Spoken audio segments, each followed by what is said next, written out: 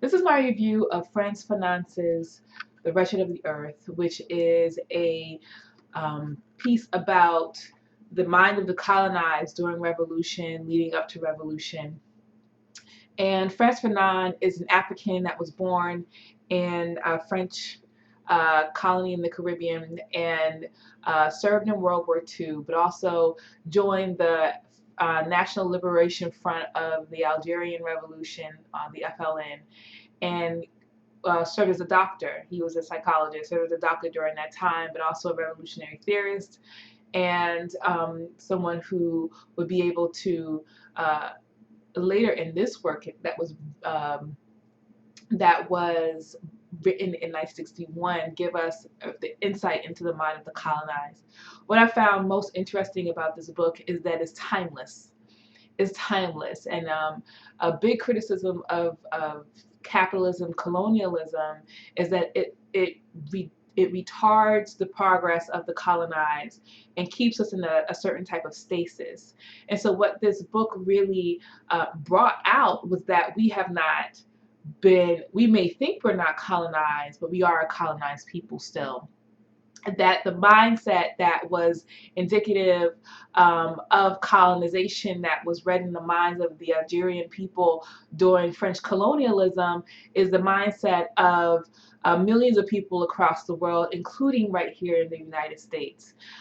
It really spoke to a number of things. One of my favorite things that it spoke to was the use of violence by the colonized as a answer to the violence of the colonizer, because the violence of the colonizer is something that is hardcore, is in your face, is constant, and that there is no way for the colonized to fight violence like that with nonviolence, and that violence by the colonized to reject the colonizer and its violence is appropriate.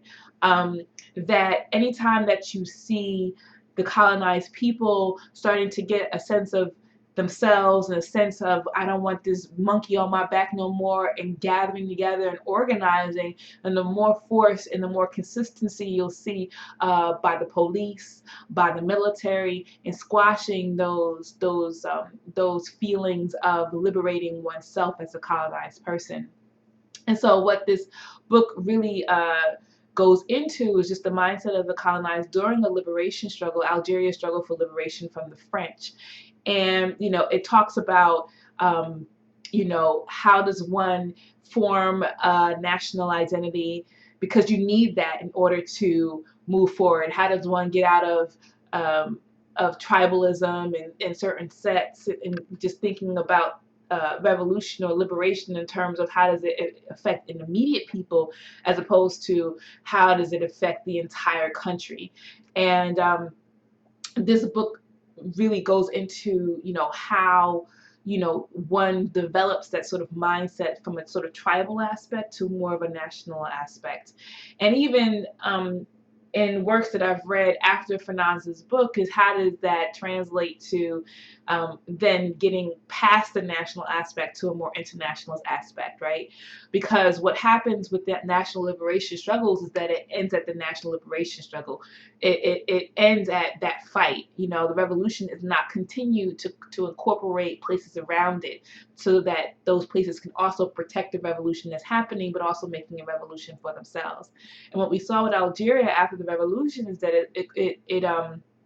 it was compromised, and henceforth, like the socialist agenda that was put out during the revolution was not carried forth, because there were people, the national bourgeoisie, which are the most educated sectors of the population, who found their interest in collaborating with the colonizers post-revolution. And this book even talks about trying to weed that out during the revolutionary process so that we won't have betrayers to the revolution, so that we can actually make some of these social transformations that were being talked about during the time of armed struggle. And I feel like Fanon's work was really, when I picked this book up, I had no idea what I was about to read. I really wasn't a reader of revolutionary thought and theory outside of the parties. I really had no no history of the revolutionary struggles of African peoples and on the African continent, and the type of theory and strategy that was put into it. It wasn't, that was used to build these movements. And this book definitely introduced and expanded my knowledge of science of revolutionary thought and action. And it really gives you a blueprint. Well, not so much a blueprint, but it really gives you insight into some of the the failures of revolution, some of the things that we need to work on if we're going to make a revolution. It definitely identifies what the oppressor is: imperialism, capitalism. There's no way out of that. Fanon puts forth a socialist agenda in this book, um, and identifies capitalism and imperialism as the enemy. Not so much race, which we like to, uh, which a lot of Africans like to point to, but ultimately we're not trying to get people to like us. Ultimately we trying to win power, and you can only do that through understanding that the power right now lies in the system of capitalism and imperialism. And in order for Africans to get power, they not only have to destroy that system, but we have to build something back up that's going to serve the interests of the masses of African people. And Fanon definitely points that out in this book. And one of the great things I like about this book is that Fanon's work, this Wretched of the Earth, is being used as a reference by so many people. Is being used by so many people around the world, not just African folk, because Algeria, for all intents and purposes, is an Arab nation on the continent of Africa. It's predominantly Arab, and so and he served in that movement. You know what I mean? And so this book is being used by people in the Middle East, by Africans on the continent, by American people who call themselves American. Um, Indigenous folk. So this is a worldwide accepted book that talks about oppression, and in no uncertain terms talks about what you can do to organize against your oppression, and what you will experience and what you will run up against when doing that. In terms of people's mindsets, I think one of the most timeless things about this, like I said initially, was that it speaks to the conditions that we are in today. It talks about the petty bourgeois, neo-colonialists, what we call Uncle Tom. It talks about what their agenda will always be. It's going to be a flip-floppy agenda, and at any given time, it's going to see their interest in that of the overall bourgeoisie. Like I'm down with. I want to overthrow this government so we could put black people in that position, and those also identified as black capitalists, people who just want to replace what's already here and kind of tweak it so that it works to benefit more black people, but still works to oppress the majority of African people, whether it be here in the United States or on the continent.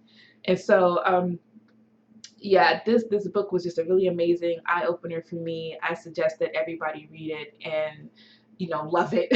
Like you're not gonna not love it. It really just is a take home book, book for your collection. Frantz Fanon's Wretched of the Earth. Definitely get it and put it in your collection.